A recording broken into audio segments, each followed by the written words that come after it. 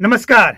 बिहार में 10 साल बाद पता लगा है कि 10 साल बाद जो ये शराबबंदी के 10 साल लगभग होने वाले हैं, इस 10 साल बाद एक और कानून ऐड हुआ है और ये कानून क्या वाक़ई बिहार में शराबबंदी को सफल बना देगा? पूरा विश्लेषण देखिए और समझिए और इसका रिज़ल्ट क्या होगा। हम समझते हैं कि सम्राट चौधरी के लिए ये आखिरी लास्ट पॉइंट होना चाहिए कि इसके बाद सम्राट चौधरी शराब चालू करने से इनकार नहीं करेंगे। इनका ये लास्ट एकदम लास्ट एक्सपेरिमेंट होना चाहिए। एक्सपेरिमेंट हम इसलिए कह रहे हैं क्योंकि बहुत से लोग आए और गए, बिहार में कई तरह की तब्दीलियां हुई, लेकिन शराबबंदी की स्थिति बद से बदतर बिगड़ती गई। सुनने में आया है कि इस कानून में एक और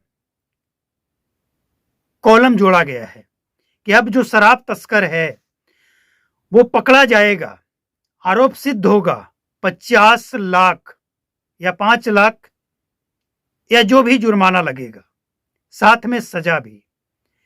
तो क्या वाकई इस कानून में बदलाव करने की जरूरत, कुछ चीजें ऐड करने की जरूरत थी, या इस कानून के पालन करने और करवाने वाले को उनके अंदर बदलाव करने की जरूरत थी?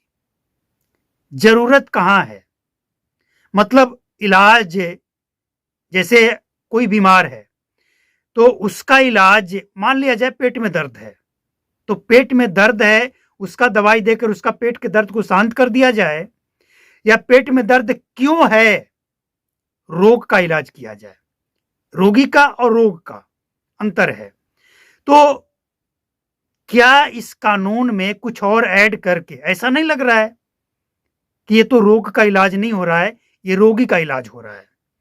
रोग का इलाज तो असल में वो होगा जो पुलिस वाले करोड़पति बनकर बैठे हैं। अगर बिहार पुलिस एकदम से ईमानदारी से हर थाना का थाना इंचार्ज और चौकीदार ये ठान ले कि बिहार में कहीं से बाहर से शराब नहीं आएगा, नहीं बिकेगा, नहीं बनेगा, तो मजाल है कोई एक चम्मच शराब पी ले, कहां से पिएगा? न बनेगा, न बिकेगा, न बाहर से आएगा, कहां से पी लेगा? तो जरूरत क्या थी?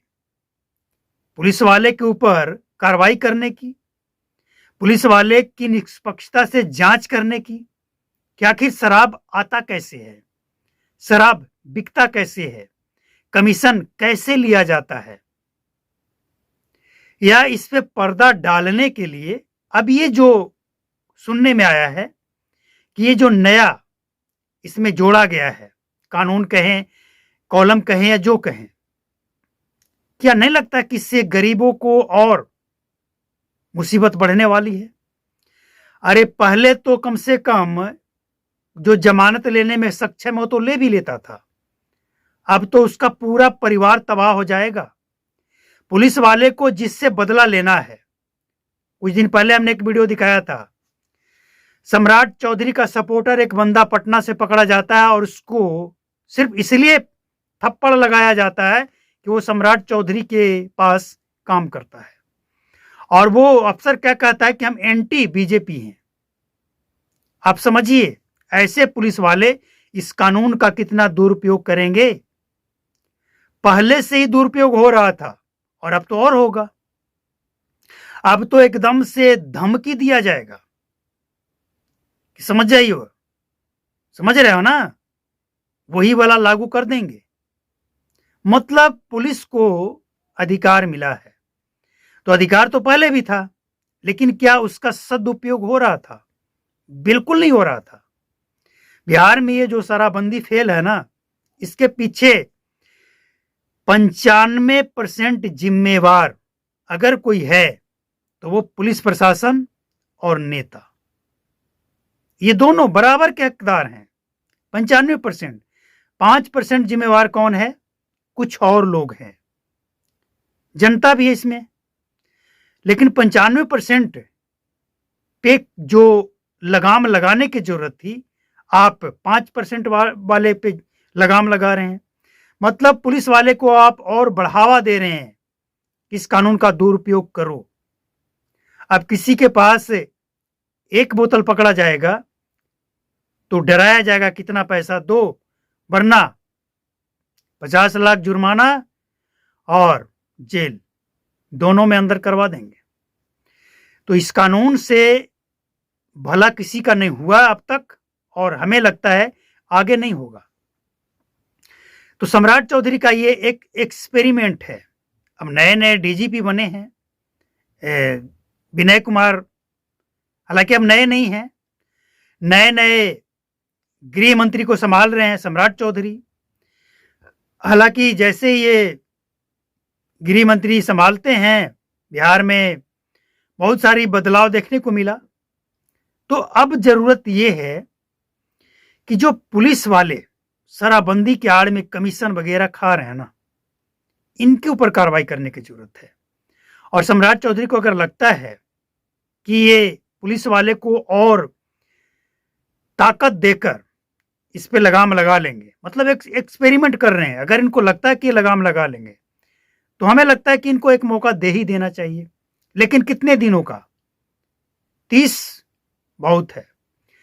30 दिनों के बाद अगर बिहार में कहीं भी शराब की तस्करी, शराब का खेप पकड़ा जाता है, शराब बेचते हुए, पीते हुए, बनाते हुए कहीं से कोई मामला आता है, तो फिर सम्राट चौधरी को स्पष्ट ये समझ लेना चाहिए कि बिहार में शराबबंदी सफल नहीं होगा, क्योंकि आप जो कर रहे हैं ना, वो रोग को ठीक करने का प्रयास नहीं कर रहे हैं, रोगी को ठीक करने का प्रयास कर रहे हैं।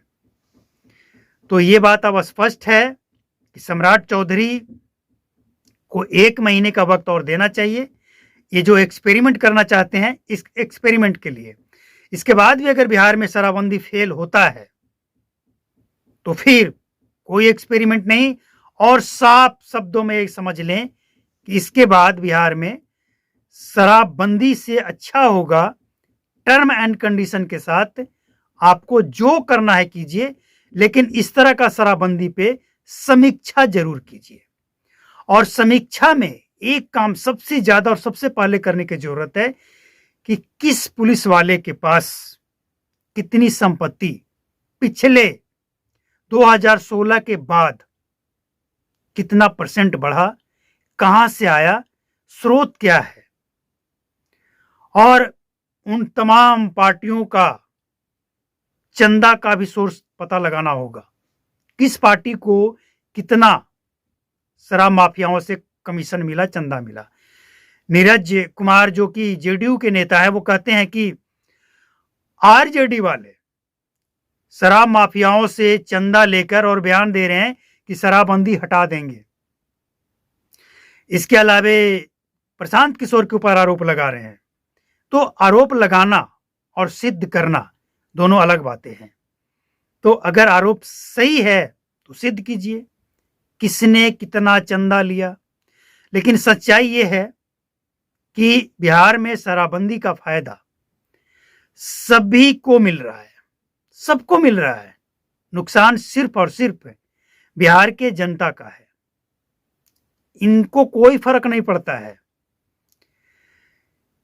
फर्क पड़ता है तो बिहार के गरीब जनता को, क्योंकि बिजली आप फ्री देंगे, आप किसान सम्मान निधि में 1000 अपने तरफ से लगाकर, यानी 6000 के जगह पे 9000, 1000 हर किस्त में अपनी तरफ से देंगे। इसके अलावे पेंशन भी बढ़ा दिए हैं, सामाजिक पेंशन। इसके अलावे नौकरी देंगे तो जाहिर सी बात है आपको सैलरी भी देना पड़ेगा। तो बजट कहां से लाएंगे, ये बड़ा सवाल है।